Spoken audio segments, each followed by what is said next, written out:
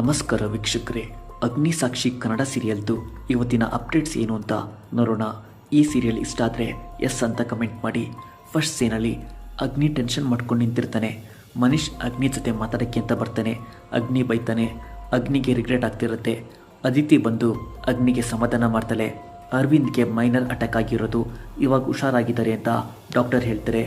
ಅರವಿಂದ್ ನೋಡೋಕ್ಕೆ ಹೆಂಗೆ ಕಾಣಿಸ್ಬೋದು, but age ಆಗ್ತಿದೆ, ಕೇರ್ಫುಲ್ ಆಗಿ ನೋಡ್ಕೊಳ್ಳಿ ಅಂತ ಡಾಕ್ಟರ್ ಅಗ್ನಿಗೆ ಹೇಳ್ತಾರೆ. ಆರ್ಯ ಸಾರ್ಕ್ಯಾಸ್ಟಿಕ್ ಆಗಿ ನಗಾಡ್ತಾನೆ. ಅವನಿಂದನೇ ಈ ಥರ ಆಗಿರೋದು ಅನ್ನೋ ಥರ ಹೇಳ್ತಾನೆ. ರೇವತಿ ಆರ್ಯಗೆ ಬೈತಾರೆ. ಸೆಕೆಂಡ್ ಸೀನಲ್ಲಿ ನಿಮ್ಮ ಆಫೀಸಲ್ಲಿ ಇರೋದು ಏನು ವರ್ಕ್, ಸ್ಯಾಲ್ರಿ ಎಷ್ಟು, ಡಿಬರ್ ಆಗಿರೋ ವಿಷಯನ ಹೇಳಿದ್ಯಾ ಅಂತ ಬಿಂದು ಸಾಕ್ಷಿನ ಕೇಳ್ತಾಳೆ. ಮನೆ ನಡೆಸೋಷ್ಟು ಸ್ಯಾಲ್ರಿ ಸಿಗುತ್ತೆ, ಅದ್ರ ಬಗ್ಗೆ ನೀನು ಥಿಂಕ್ ಮಾಡಬೇಡ, ನಿಂಗೆ ಇವತ್ತು ಆಫೀಸ್ ಇಲ್ವಾ ಅಂತ ಸಾಕ್ಷಿ ಕೇಳ್ತಾಳೆ.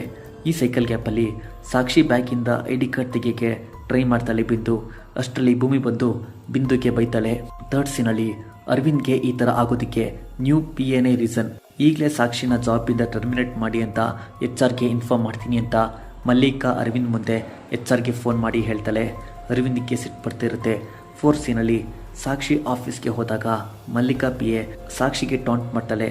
ಸಾಕ್ಷಿನ ಮೀಟಿಂಗ್ ಹಾಲಿಗೆ ಕರೀತಾರೆ.